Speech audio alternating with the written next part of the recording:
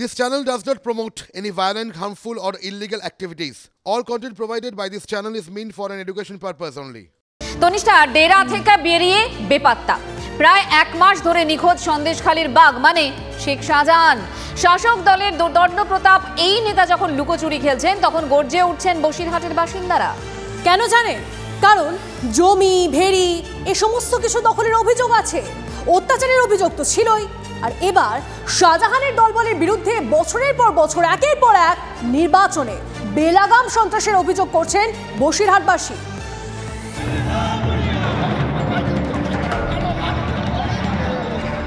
উত্তর ২৪ পরগনার এই এলাকায় গত এক মাস ধরে খবরের শিরোনাম সৌজন্যে রেশন দুর্নীতি।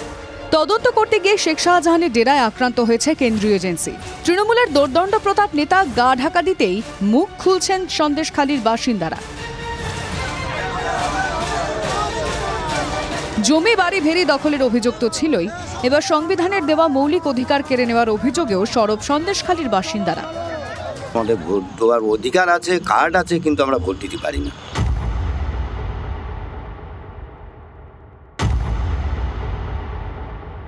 বসিরহাটবাসীর অভিযোগ ভোটের সময় সন্ত্রাস দেখতে হয়েছে তাঁদের। আমরা সত্যি পঞ্চায়েত ভোট এবং লোকসভা বিধানসভা ভোট দীর্ঘদিন ধরেও দিতে পারছি না, এবং গত পঞ্চায়েতে আমরা যেটা লক্ষ্য করলাম, কেন্দ্রে যাওয়ার আগেই ভোট পড়ে গেছে, এরকম ঘটনা ঘটেছে। ব্যালট বাক্স লুট, ছিনতাই এবং সর্বোপরি গণনা কেন্দ্রে তো চূড়ান্ত অরাজকতা সৃষ্টি হয়েছে। গণতন্ত্র ভুলুণ্ঠিত হয়েছে এক কথায় বলা যায়। গণতন্ত্রের সবচেয়ে বড় উৎসবের অভিজ্ঞতা বড্ড তিক্ত। বসিরহাটবাসীর একাংশের আক্ষেপ, সব ভোটার কার্ডই আছে। এই যে ভোটগুলো ইলেকশনগুলো হয়ে গেল, কিন্তু এই ইলেকশনে আমরা ভোট দিতে পারিনি। শেখ শাহজাহানের লোকজন এসে বিভিন্ন জায়গায়, মানে এরা দুষ্কৃতিকারী, বিভিন্ন জায়গায় গণ্ডগোল, হটকারিতা বা ইভিএম মেশিন লুট, এই সব কিছু ওরা করে এবং ভোট দিতে দেয় না।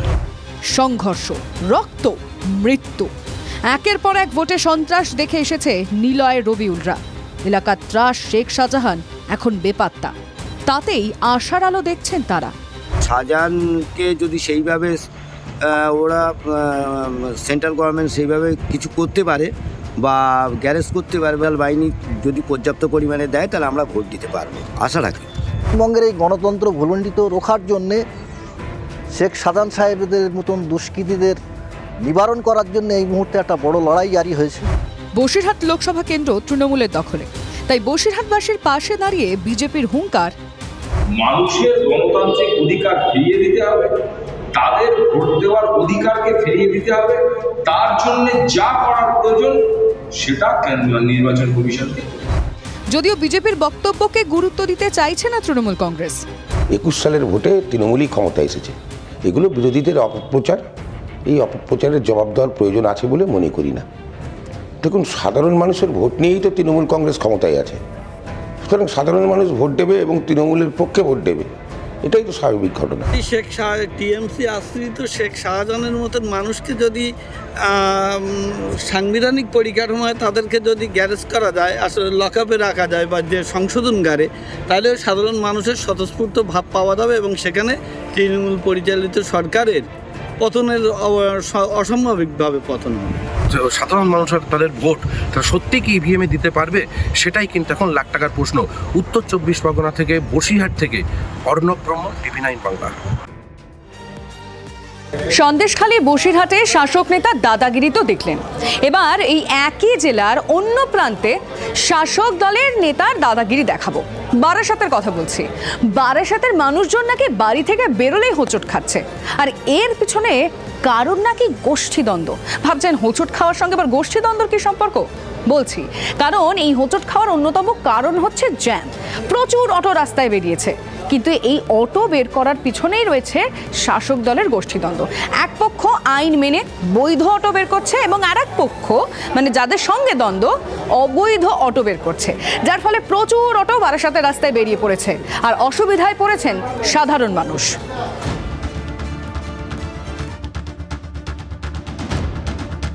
স্কুল, কলেজ, হাসপাতাল থেকে অফিস আদালত, উত্তর ২৪ পরগনার সদর শহর বারাসতে প্রতিদিন জেলার বিভিন্ন প্রান্ত থেকে ভিড় করেন বহু মানুষ। দিন হোক কিংবা সন্ধে, বারাসতের রাস্তায় বেরোলেই যানজটে আটকে যায় জীবন। বাসিন্দাদের অভিযোগ, প্রচণ্ড যানজট। এই টোটো আর অটো এই দুটো নিয়ে বারাসাত মধ্যমগ্রামে যানজটের অভাব নেই। প্রশাসন থেকে কোনো ধরাধরি বা কোনো ব্যবস্থা নেই। বারাসাত পুরসভা সূত্রে খবর, শহরে প্রতিদিন 7 থেকে 8 হাজার টোটো চলে, তার মধ্যে অনেকেরই লাইসেন্স নেই। তাই বৈধ টোটো চিহ্নিত করতে কিউআর কোডের ব্যবস্থা করে পুরসভা। সূত্রের খবর, বর্তমানে 3300 টোটোয় কিউআর কোড রয়েছে। নিয়ন্ত্রণের জন্য তৃণমূল কংগ্রেসেরই এক পক্ষ কিউআর কোডের ব্যবস্থা করেছিলেন, কিন্তু সেই কিউআর কোড ছাড়াও অসংখ্য টোটো রাস্তায় চলছে। প্রশাসনের নাকের ডগায় কিভাবে রাস্তায় নামছে লাইসেন্সহীন টোটো? এখানেই তৃণমূলের বিরুদ্ধে দখলদারির রাজনীতি, গোষ্ঠীবাজির অভিযোগ করেছে বিরোধীরা। তৃণমূলের গোষ্ঠীদ্বন্দ্বের কারণেই এই বারাসাত শহরের উপর এই সমস্যা তৈরি হচ্ছে। তৃণমূলের জেলার সভাপতি আছেন তাপস দাশগুপ্ত, সে কিউআর কোডের মাধ্যমে কিছু টোটো চালাচ্ছেন, এবং যেহেতু তিনি চালাচ্ছেন অন্যান্য টোটোরা লাইসেন্স ছাড়া চলছে, যার জন্য তারা অন্য গোষ্ঠীর লোকদের ধরছে। কেন এক গোষ্ঠী তারা বৈধভাবে চালানোর চেষ্টা করছে কিউআর কোডের মাধ্যমে, আর এক গোষ্ঠী অবৈধভাবে চালানোর চেষ্টা করছে, যেহেতু তারা ওই কিউআর কোড পায়নি। একই অভিযোগ বাম নেতাদেরও। টোটো স্ট্যান্ডগুলোতে নিজেরা নিজেদের মতো করে টোটো স্ট্যান্ড বানিয়ে প্রত্যেক টোটোর কাছ থেকে হাজার হাজার টাকা তোলা তুলেছিল তৃণমূলের নেতারা। তাবেদারি করছে না আরেক গোষ্ঠী, সেই গোষ্ঠীর লোকজনকে দেওয়া হচ্ছে না। কার নিয়ন্ত্রণে থাকবে উপার্জিত অর্থ?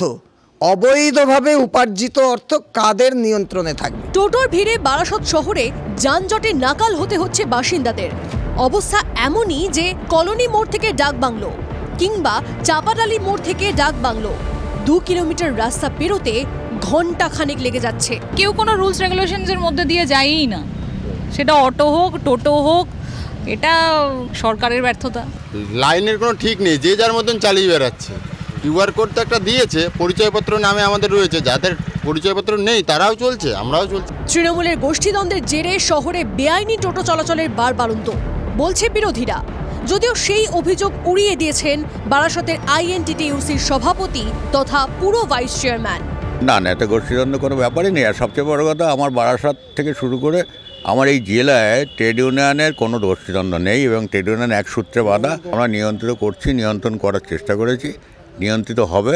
আরও কিছু বাকি আছে কিউআর কোড, সেগুলো দেওয়ার পরে টোটালি বেআইনি যেগুলো কিউআর কোড না নিয়ে চালাচ্ছে তাদের আস্তে আস্তে সরিয়ে দেওয়া। বিরোধীরা তোপ দাগছে, শাসক দল আশ্বাস দিচ্ছে, আর প্রতিদিন বারাসতবাসী রাস্তায় নেমে যানজটে জড়াচ্ছে। এই সাধারণ মানুষ তারা চান এই যানজট থেকে যানজট মুক্ত বারাসাত, যা তৃণমূল কংগ্রেসের গোষ্ঠী কোন্দলের কারণে সম্ভব হয়ে উঠছে না, এমনটা অভিযোগ বিরোধীদের। TV9 বাংলার জন্য সুকান্ত মণ্ডলের সঙ্গে দীপঙ্কর দাসের রিপোর্ট, উত্তর 24 পরগনা। দুর্নীতি থেকে অনিয়মের অভিযোগে পোস্টার, আর তাকে ঘিরে পশ্চিম মেদিনীপুরের রামজীবনপুরে তুঙ্গে রাজনৈতিক তরজা। হবে নাই বা কেন? অভিযোগ টাকার বিনিময়ে শিশুদের জীবন নিয়ে ছেলে খেলা করছে পুরসভা, কিন্তু কিভাবে দেখুন না। শনিবার 7 সকালে পশ্চিম মেদিনীপুরের রামজীবনপুর পুরো এলাকায় জায়গায় জায়গায় পোস্টার, কোথাও দুর্নীতি, কোথাও আবার টাকার বিনিময়ে শিশুদের জীবন নিয়ে ছেলে খেলার অভিযোগ। নিশানায় পুরো চেয়ারম্যান, বিজেপির পোস্টার ঘিরে তুঙ্গে রাজনীতির তরজা। তৃণমূল পরিচালিত রামজীবনপুর পুরসভার বিরুদ্ধে সরব বিরোধী শিবির। পুরো এলাকায় বনডাঙ্গায় রয়েছে শিশু উদ্যান। প্রতিদিনই সকাল বিকেলে উদ্যানে শিশুরা খেলা করে। এই শিশু উদ্যানকে কেন্দ্র করেই রাজনীতির তরজা, কারণ সম্প্রতি এই শিশু উদ্যানের পাশ দিয়েই হাই টেনশন লাইন টানা হয়েছে, আর এতেই আপত্তি বিজেপির। পদ্ম শিবিরের অভিযোগ, শিশুদের কথা না ভেবে টাকার বিনিময়ে পার্কের পাশ দিয়ে বিদ্যুতের লাইন টানা হয়েছে। ওটা টাকা নিয়ে এসব পৌরসভা কাজগুলো করাচ্ছে, খারাপ কাজ হচ্ছে, তার জন্য আমরা এর বিরুদ্ধে পোস্টারিং এবং প্রতিবাদ আমরা এসএসকে ওই বিষয়ে জানিয়েছি। পোস্টারে বিজেপি নিশানায় রামজীবনপুর পুরসভার চেয়ারম্যান কল্যাণ তিওয়ারি।